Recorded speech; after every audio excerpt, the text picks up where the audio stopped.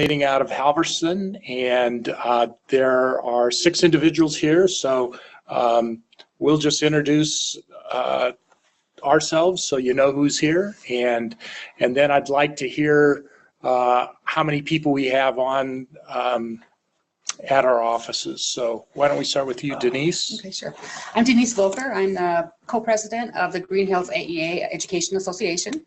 I am Lynn Thompson. I'm the chief negotiator for the AEA Association. Lane Pluggy, chief administrator. And I'm Carol Cherney, and I'm also co-president of GHAEA Association. I'm Ellen Dozen, and I'm the secretary of the association. I'm Todd Rustacek. I'm the treasurer and on the board. Yep. Ellen's also the procurer of T-shirts. Yep. Yes. Okay. Thank you, Ellen. That was Still very accepting nice. payment. And who else do we have? What other locations do we have? I can see Avoca. Here in Avoca, we have about 9 people with us. Okay.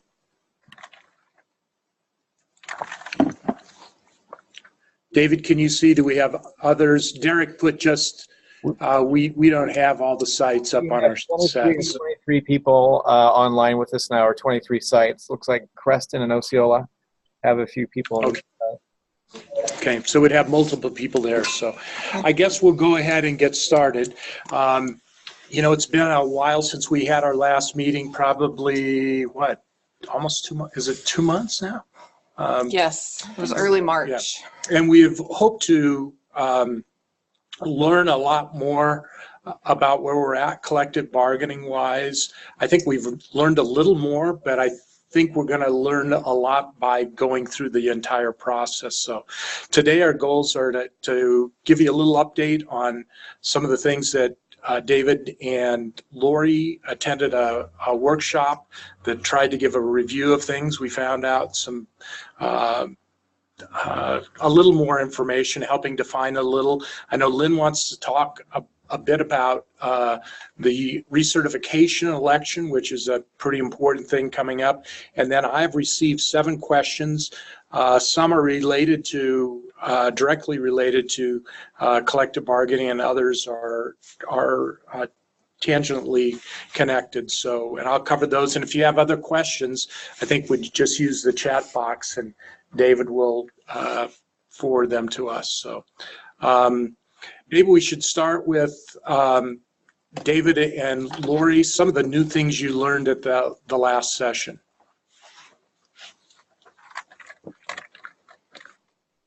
Lori, you want to start? I'm just trying to pull up my computer so I can get at my notes. Lori, are you there in Creston? Attended a conference put on by IASB, and there was over 350 people across the state that were there at the conference. And basically what they were kind of focusing on were a listing of illegal topics, so things that could no longer be negotiated or be a part of the master contract. And then also the permissive items, and the only actual required item in the future will be base wages. And I think our plan is anything that's illegal, of course, we will have to pull out of the master contract. Most of the permissive items, I think, from our perspective, we would like to leave in the contract and continue to talk about with the association. And then we'll just have to determine what base wages actually means. And I was just at a benefit compliance meeting yesterday, and some attorneys were there, and they think within the next couple of weeks that's probably going to get worked out.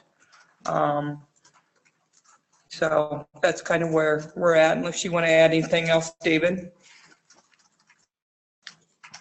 I think you have the highlights covered there, Lori. We heard from a Wisconsin attorney, which was interesting, and just hearing about the things that have happened over the few years. Their law has changed, and you know, continuing to have dialogue, being open, you know, about what's going on, and as Lori, you said, you know, having conversations about what goes in the handbook. Interesting, yesterday there were some local school districts, some of them that did not get an agreement before the changes in February. But their plan is that their master contract will be like 2 pages, will be like base wage and really that's all. They're pulling everything else out of their master contract and putting it in a handbook. So, but that's not really the plan of direction that we feel is best for our agency. What we've done as administration work somewhat with our board. It's not been finalized yet, but we've looked at it, and I'd just like to emphasize what Lori said about permissive language. We'll probably leave most of it in our contract. We found that there wasn't much in there. The one thing that we had changed right when we signed our contract was the transfer language. And again, the reason for the transfer language isn't so we can go willy-nilly and put people anywhere. It's just that it slows down our hiring process. And we've got a question a little later about SLPs. And when you have hard to fill positions, sometimes you have to move kind of quickly to do that. And quite frankly, the transfer policy really slows us down. We've lost people in the past. So that was about the only change we were really looking at. That I want to be real honest. We'll have to see how things go, what's permissive. We don't see lots of problems with the language we have in our contract now. So, but we will have to pull out. I know there's a question about insurance. We don't intend to change our insurance now, but that cannot be in the contract. That's illegal. So we will not have insurance in our contract. So at this point, if I had a room full of people, I'd ask, are there any big questions? But we'll move on to the to Lynn now to talk about somewhat about the recertification election. First of all, I'd like to say thank you all for being here and having interest in this. It's really important. I wanted to give 2 quick updates from the Iowa State Education Association. I know David talked about base wages and that they were looking to understand what that means.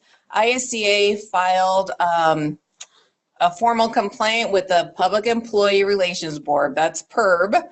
We're going to talk about them in a minute, asking what does base wages mean, because there is a school district, a lot of our school districts, their extracurricular activities are in that. So they're trying to get some clarification about what base wages means. That is not the case with us, obviously, with extracurricular, but we have some things in our contract with career increment and things like that were unclear under base wages. So they've asked PERB to define that better for everyone. So hopefully that will come out in the next couple of weeks. I know that some of you have seen ISCA also did file a lawsuit with the district court, basically stating that that the bill overall is unconstitutional, mainly because public safety workers were left with more rights to negotiate. They're, like all of our permissive language, they can still negotiate. So that is a lawsuit that will be working its way through court. There is another organization that we talked about last time, it's AFSCME, that represents county, municipal, state workers. They've also filed a lawsuit. So that will also be working its way through the system as well. So those are the 2 big legal updates. What pertains most to us that we need to discuss that will affect our agency is the recertification vote. So I'm going to try to explain this. There's 2 things. Being an ISCA member is one thing. Being covered under collective bargaining is another. So whether or not you're an ISCA member, you are represented by the GHAA Association for collective bargaining. When these laws went into effect in the 70s, we had to organize as a group and be recognized So at that point, they held a vote back in the 70s to say that we wanted a collective voice to meet with administration to work on contract issues. What House File 291 in the law said was, now you have to recertify 150 days prior to the expiration of your contract. So what that means is our contract expires June 30th.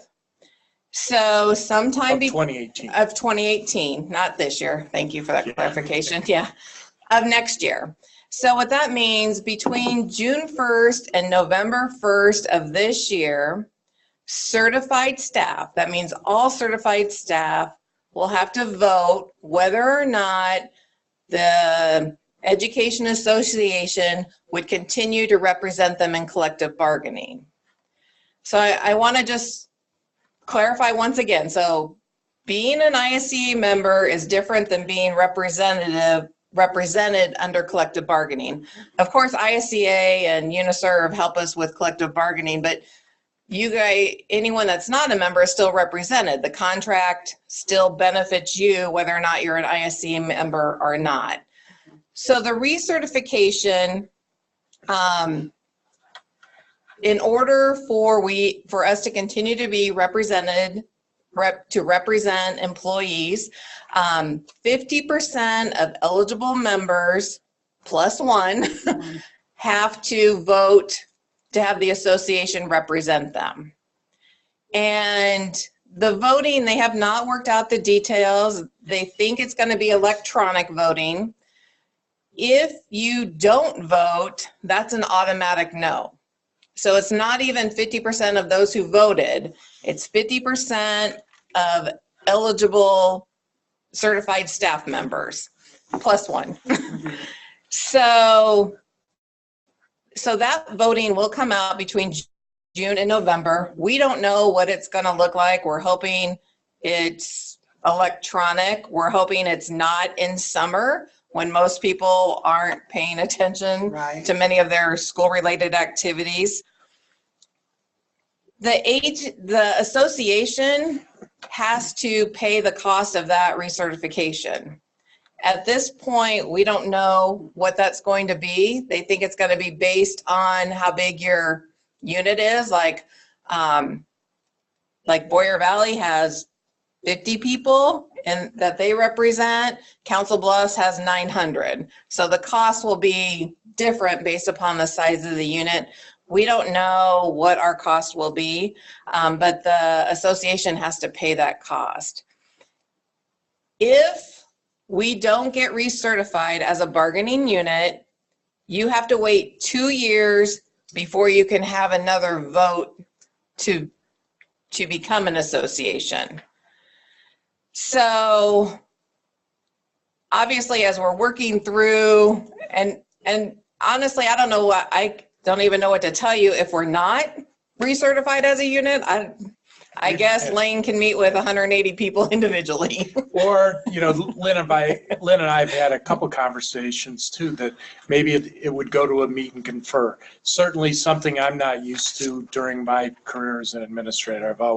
I've met and meet and conferred with other groups, but I've done bargaining with associations, so it'd be new territory for us all. But there would be no collective voice meeting even on the permissive items. I mean, we all know that it has, drastically changed what we can negotiate for, but we would have no collective voice on dealing with permissive items or base wages or anything. So we will continue to keep you updated as we get more information about the recertification. My concern is that we'll get information and have to move pretty expeditiously. So we will let you know. PERB, the Public Employee Relations Board, has sent out bids to contracts and vendors to see who would like to run this recertification. Agencies like ours, whose contracts expire next June, have to do the recertification. If they have an extended contract, it'll go into effect prior to them ending their contract year. Those who didn't settle on a contract, they're exempt for it. from it this year. So we're kind of in a unique situation. There's multiple of us across the state that have to do this, but it's not everybody this year. And PERB is the organization that's responsible for the election, but Lynn is right, they'll contract this out to someone. So I assume it'll be an electronic, probably with your emails. So That's what we're hoping and thinking. And hopefully for us, it will be, because we are so spread out geographically. So I just wanted to make sure that people understood the difference between what it means to be represented by the bargaining association and what it means to be a member of ISCA. ISCA, you're both of them. The bargaining unit, you may or may not be part of ISCA, but you're still under what the collective bargaining agreement reaches. So that is what your contract is what the association has represented and bargained for over the years. We have a few Those questions. were the main points. Lynn, Okay. we have a few questions coming in.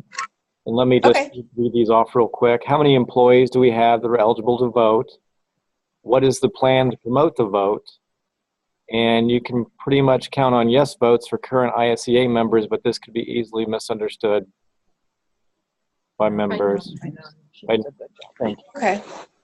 Let's start with, I heard the first question. The last number I received, because we had a question, because we have several part-time people, and does it mean, so the last information I received is we have 175 people that are eligible to vote. What was the next question? What is the plan to promote the vote?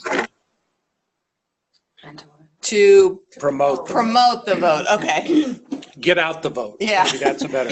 Well, this is our first step. We will send a summary. You know, the hard part is we are so inundated with information, and it's hard this time of year. It's a very chaotic for those of us that are school-based, it's hard to wrap up the school year. We will continue to send out information as we receive it, and then honestly, it's going to be up to individuals to talk to other people to understand. And that's why I try to focus on the difference between being an ISCA member and being represented under collective bargaining. What was the next question? I think you've kind of gotten after that, Lynn. It says, you can pretty much count on yes votes for current ISCA members, but this could be easily misunderstood by non-members. One of the things that I think we'd be willing to do is, you know, you have to be very careful how you use tax dollars to promote an issue. I'm almost thinking back to my days as superintendent doing bond issues. There's a difference between informing people about an issue and promoting a way to vote. Certainly, we can't tell people how to vote, but we could put some things in the voice and let people know, you know, promote it through that. I don't know how many people look there, but I wouldn't say promote the election, but educate the people about it. So, and the agency's willing to do that as well. We have some other questions coming in. Is it okay for us to talk to colleagues at work about the vote? You know, boy, yeah, I think you can, because we've talked about the vote. We're talking about the vote right now. I think the thing you have to be careful with is the ethics involved with, you know. I would say the ethics involved with like pressure and things like that. Yeah. Information is one thing, and understanding and coming to some understanding about what this means and the potential ramifications. But, and I guess I know most people in our agency, I'm like, I think they would not be like, oh my gosh, I'm never going to talk to you again if you don't vote for this. So I'm like, but I think that's what you're getting to, is that, you know, our goal is not, because people have to decide what they have to decide based upon their beliefs. We just want them to understand the ramifications of it. Yeah, think of it as you know, when we have public elections, we really can't tell our students how to vote, but we can talk about an issue. So. And then the other question or question, I guess, and a comment that we have here is, Can information come from Lane? Email from Lynn may be disregarded if they come from Lynn just because non-members may think they do not pertain to them. We could, I'm willing to do something to let people know about the election too, or remind people, so.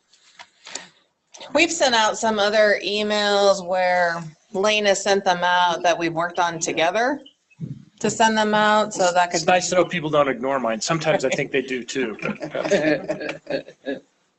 It's a lot of information to digest when people are very busy with a lot of other things. It has some serious consequences, so we'll continue to try to make people aware of that. And Lynn, There are some other questions. Go ahead, David. There was one in the chat window. How many ISEA members are there? We Well, don't have the exact numbers for our agency right now. We would not have that as an agency. We don't have the number who belong because you pay your dues in different ways. We could do a quick, we could look at who does payroll deduct, but some people have it directly taken from their own personal accounts. And I think that's a change that you're going through also. We might as well tell people that too. We can no longer do payroll deduct for association dues. So. Right. So We're okay for now. We are Yeah. for this year. Right. For this year until the contract runs out. But that then will become because that's part of our contract. But with the next contract, that's illegal. So. yeah. And that's one of the things they also filed in district court on was the payroll Right. deduction. We thought this would spawn a lot. We knew it would spawn a number of lawsuits. So we had some other questions that were submitted ahead of time, and I'll try to cover those now. We had received 7. The first question I had was, why is there a task force to review AEAs? Who is on the task force? What are the potential implications? And what is the timeline for the task force? There is going to be no task force. That was part of the education omnibus bill that looked like it was cruising right through the legislature, but it was, when you call it an omnibus bill, it was very huge, and it became a political casualty in the last week of the legislature when people kept putting amendments on it. It got so weighty, it just collapsed. But the task force why is there a task force? We suspect the task force came about because there were a couple of large urban districts, not any urban district that we serve, it's not Council Bluffs, that have wanted to have more of the money that goes to the AEAs go directly to the districts. Des Moines Public Schools, if you may not be aware, probably most aren't, they receive some of their a lion's share of Part B monies directly instead of flowing through the AEAs. So I think that's where it came from, but it said what should be the priorities for AEAs. That was part of the review. What services should be central to AEAs across the state. So many of us thought the task force wouldn't be a bad idea because that would give the AEAs a chance to tell people really what they did. So it's not going to happen, but we are talking now about maybe, we know it'll come back. So we're thinking about being preemptive. When I say we, it's the 9 chiefs who talked about this and thinking that we should proceed on our own and suggest that we do a task force so we can shape it more so it doesn't come directly out of the legislature. So we're contemplating now approaching the DE and saying, can we do a study ourselves, which I think would be a good idea so that we could tell our story.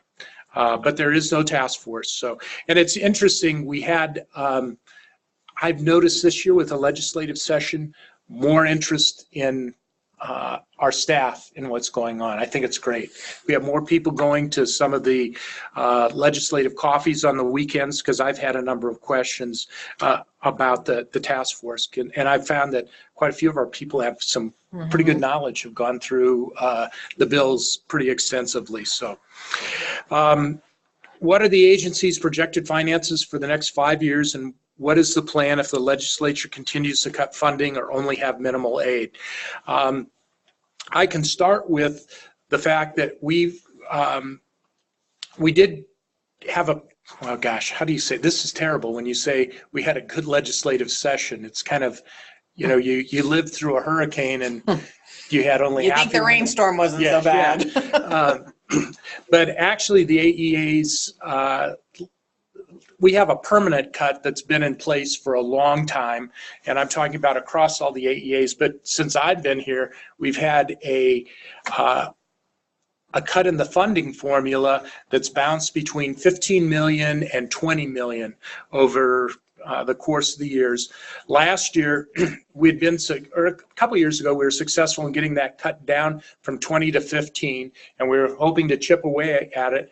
But in the legislature, not this year that just concluded, but the previous year, in the last hours, we were cut, what was it, an additional $3.5 million. It was up to 18.5, and it came from an unsuspected source. It came out of the Senate last year, which was Democratic, and usually we're in pretty good shape there, but they really had to balance their budget.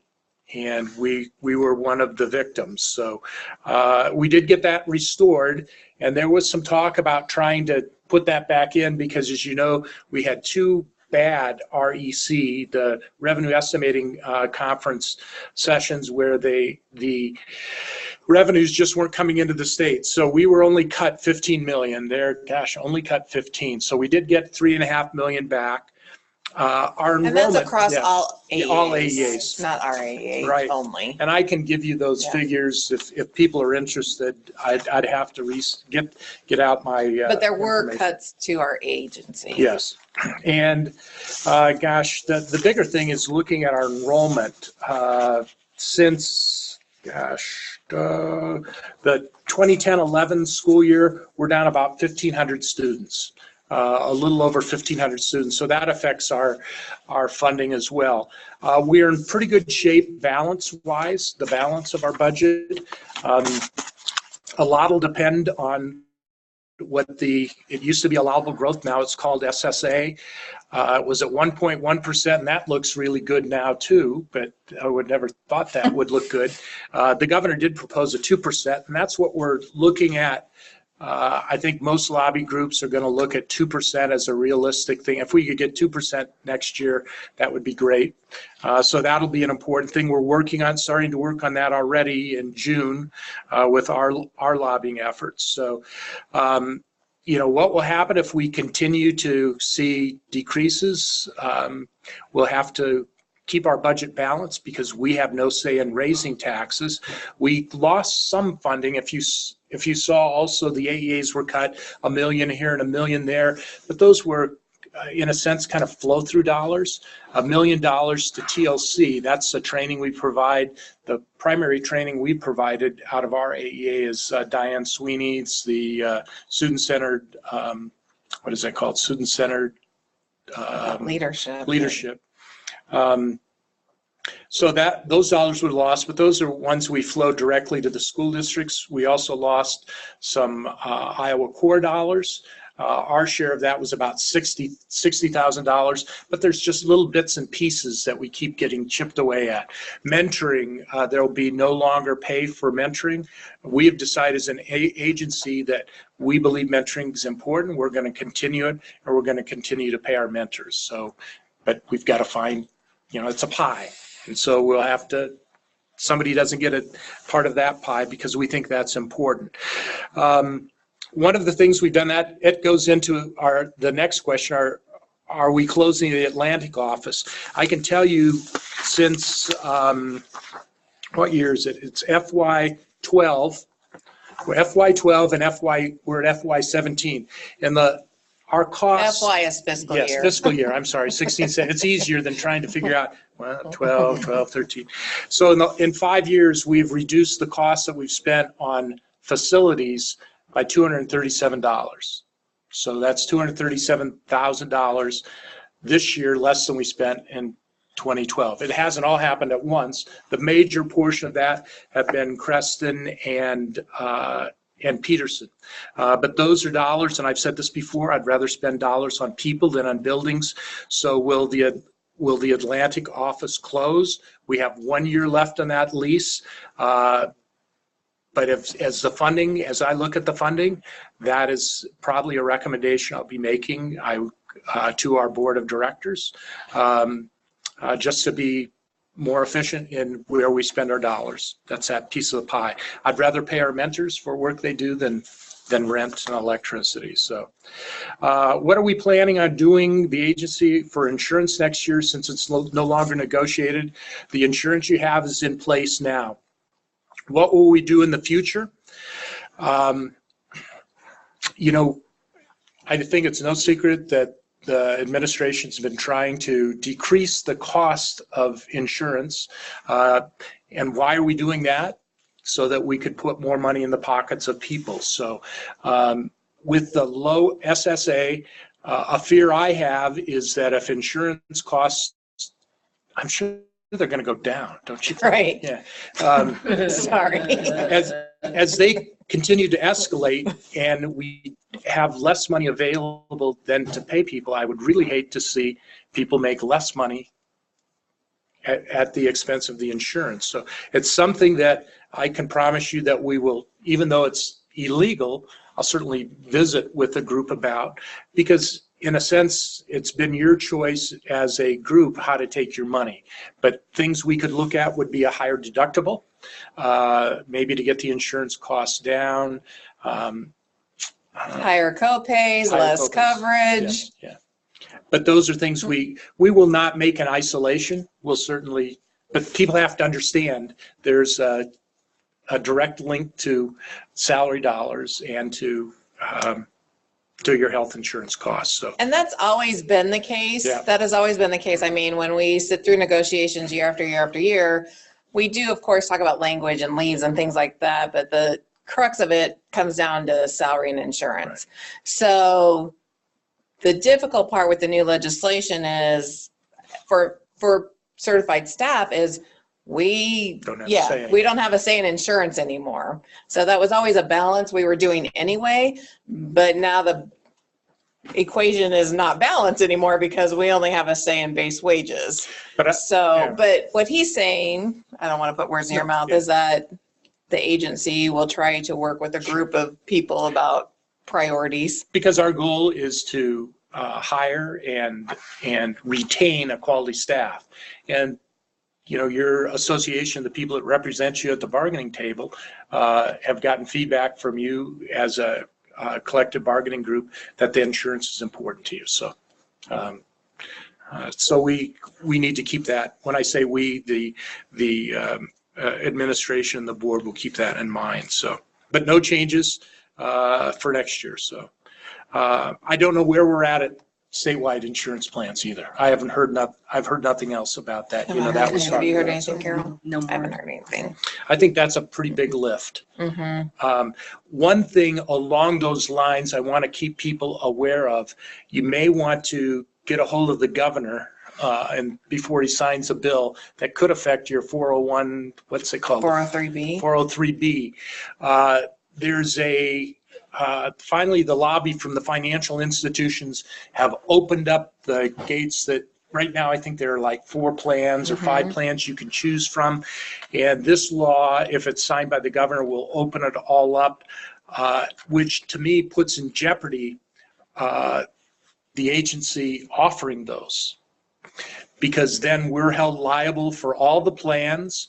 We're held liable for doing some pretty extensive checking. So on this, so we're hoping that we're working. There's 2 things going on now. The School Boards Association is working on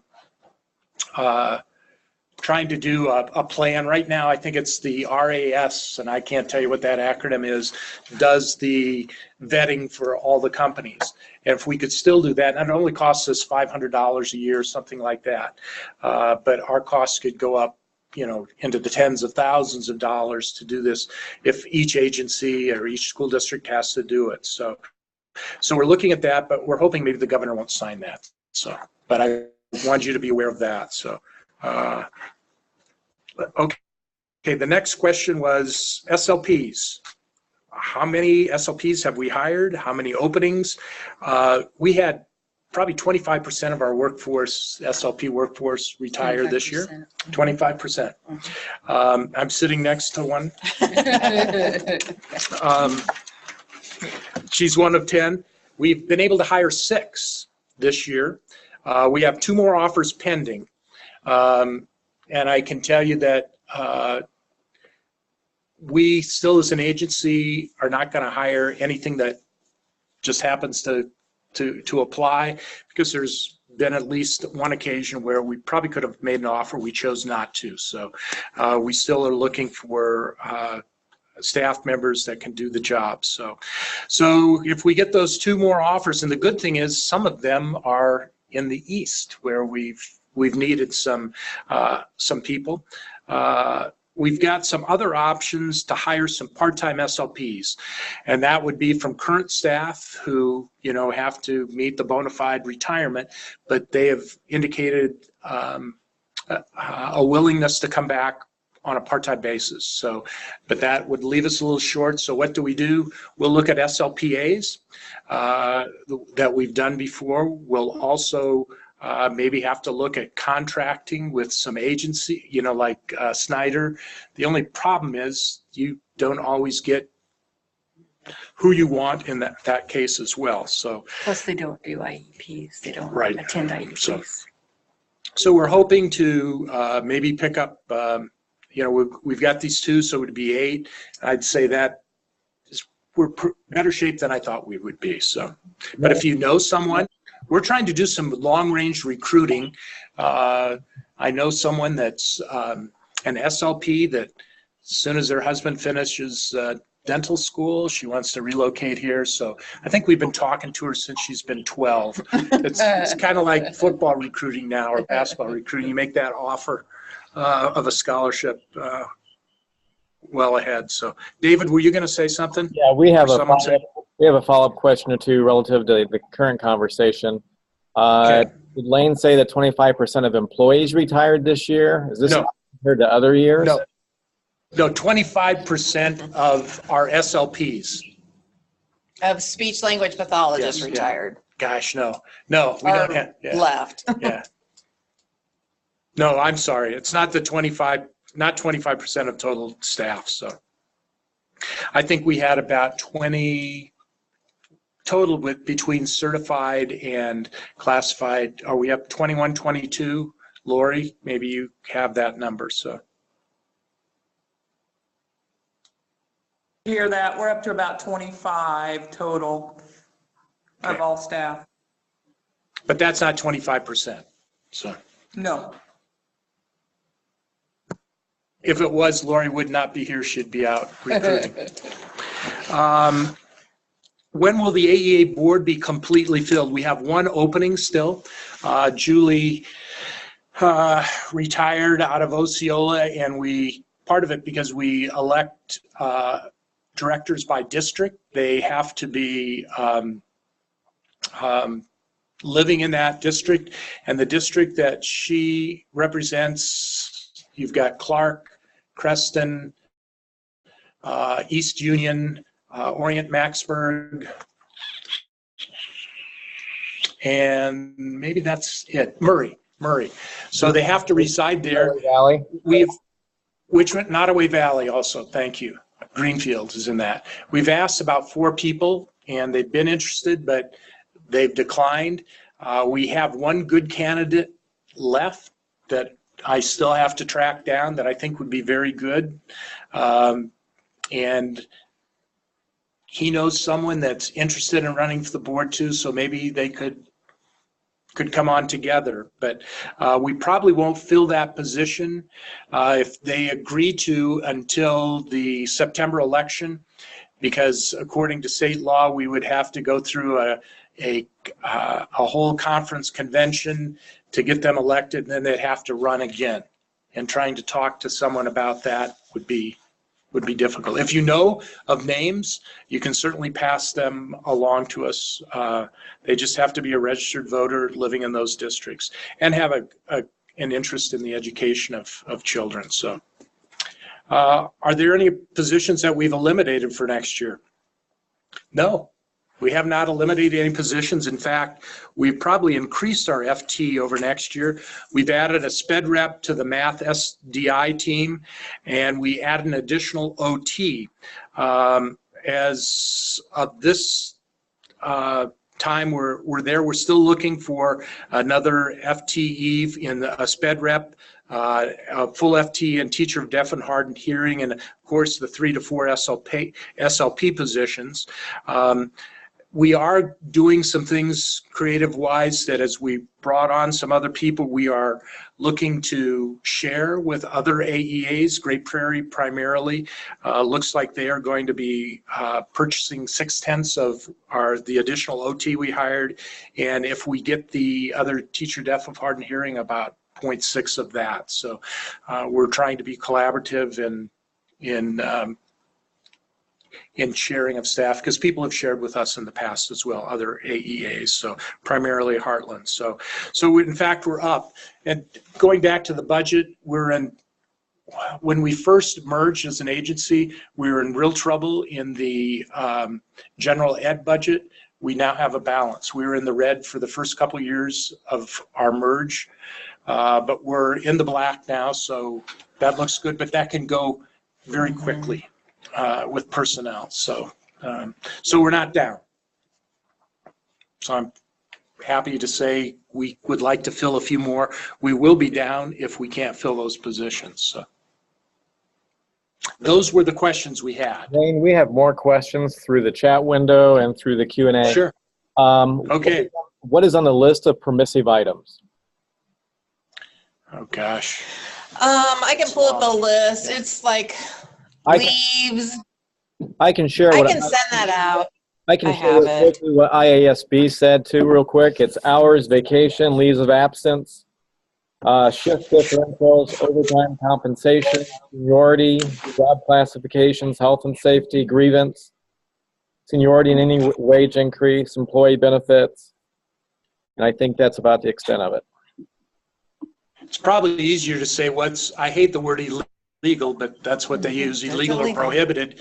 And then the only thing that's really required are base wages. So just a recap from our meeting prior that we had a couple months ago, what permissive means is that in the past, all those topics were mandatory, so we had to discuss them together. Permissive means that if the one side doesn't want to discuss them, they don't have to. Right. Illegal means you can't. And at this point, as we've gone through our contract, we haven't identified, out of all those permissive ones, we don't think there's anything that we can't live with. So, Couple more when I questions. say we, Go ahead. okay, go ahead, David. Couple more questions, Wayne. This one is to Len. What do you know about IPERS? Is it safe? What's going on with that? I don't know why that was for you, Len, but you got it. I have not heard anything more about IPERS. That started early. There got some pushback. I don't know who I said this to, but I spoke to a couple representatives about IPERS because I heard there was a little secret committee meeting about it. He said there wasn't. And then we got into a discussion about, they just want to look at the long-term fluidity of it. And he thought for sure we would want to, do a rule of 90 or pay additional percentage to keep it fluid. So I think for this legislative session, he said there's no secret committee. We'll see if it comes back up. IPERS is one of the best funded pension systems in the United States. So the goal is to have it 100% funded. I think they redid some estimation recently, but it is way up there for a public retirement system. There are some things built in that's made it that way too. The contributions, I know during your careers, they've gone up. Both for the districts and the agency. And I think there is a plan for them to increase here in the next year or two as well, a little bit to keep it in solid ground. My advice would be, don't complain about that as long as we can keep a defined benefit plan, but because it needs to be funded in that manner. So Another question or two. If transfer language is expediting our hiring process, when can we expect to receive our assignments for next year? The transfer language that we agreed to for It's for next year next does year. not go into effect until next year. So now it's still under the current language, which means it's by regional office. Right. And I'd mentioned earlier that we had, a couple positions left. And so if we have any other resignations, that starts all those dominoes over. But Lynn's right, the transfer language won't go into effect until the contract Till year July 17, 18. Right. The other question was about, and Lori can address this too, assignment letters have to be sent out by June 15th. I know some regional administrators are already working with their staff on those, but they have to be sent by June 15th. Correct, Lori? Is that correct? Yes, that is, Lynn. And the biggest holdup is just trying to figure out where we're at with our SLPs and how we can share them across the whole agency if we need to. Then there was a final question about do we know when the governor might sign the 403B bill? There's something that, I have to be careful. What I would check. ISEA has probably weighed in on this too. Actually, I haven't heard anything about You may it. want to check. He is back from Washington, D.C. He was in for his confirmation hearing. Today would be a really good day to do that. So I sent a communication to the governor's office the other day. And apparently, And there may be, I don't want to scare people with that, but you need to know it's out there. And it's, the financial institutions have been banging away at that for the last couple of years. So, Lane, apparently he's signing bills right now. KCCI just came through with an announcement. He signed the abortion bill and voter ID. okay. Yeah, I got my notification yesterday, and so I sent something out yesterday. I usually try to send things from I address it as the CEO of an organization, saying that this will jeopardize what we can offer. So, and it's all because of federal regulations. Mm-hmm. You remember, was it 7 years ago that all of us had to change our 403B company to one of those few people? But Lane, could you just restate again what a 403B is? I think we're getting. sure, that's your tax shelter annuity, basically, that you have taken out of your payroll that reduces your tax.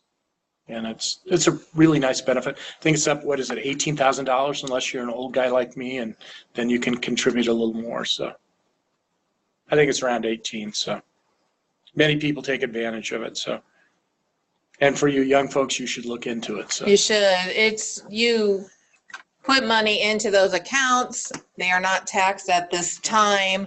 There are 4 different companies, and those of us who have been around for a while have had to switch them several times because that committee at the state level basically vets. yes. Because it used to be open to anyone, and then they found people weren't following what the federal laws were, so then they really narrowed it, so then it became 4, and sometimes those 4 switch out also. The problem is the liability. If they change this law and open it to everyone, the agency takes a huge risk of, if some of the plans aren't following all the tax codes, and their tax codes are complex, then we become liable, and so do you. In Right. case, then all of a sudden you'd have a huge tax bill to pay. So if you want to write the governor, you need to do it probably today. So you may want to use your own personal account on that too, but personal email. I should talk about ESAs also, educational savings accounts.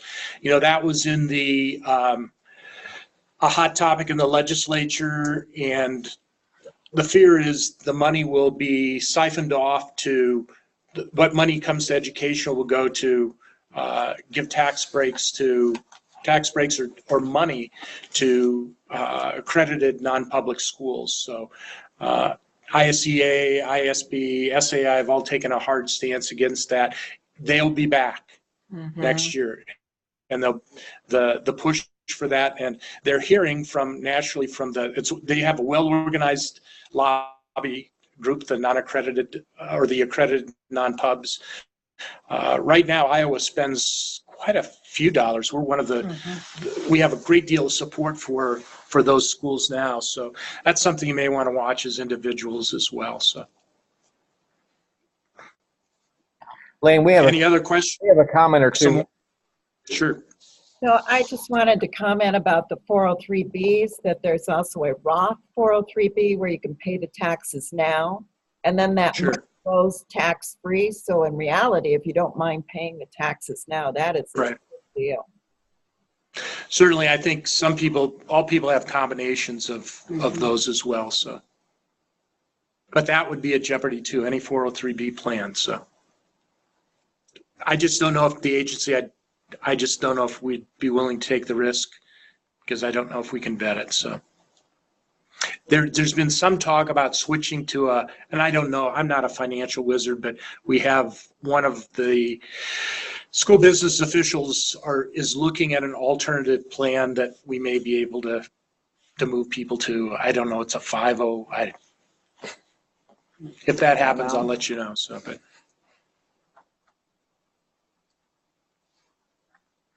Were there any more questions, David? That's all I see. Okay. I just want to say thanks everyone for participating. Thanks for being here. If you continue to have questions, let us know. Email us. We'll be sending also out information. And this format I hope works well for folks. So Before you sign off, I'm getting a message here that Creston's trying to talk. Creston, sorry about that. Go ahead. Yeah, I was just going to tell you that I had looked up the bill for the 403Bs, and it Okay. looked like they put in an amendment that would limit it to 30 companies so that the state plan would still vet the companies, but it may increase the number of options out there. okay. But it looks like the state plan would still be who we would go through. It would just be they're making them have more companies available. Okay, that's helpful. I'd just as soon see it killed, but if, well, or not signed, vetoed. I'm sure it'll be signed, probably. Thanks all. Thank you. Thank you. Thank you.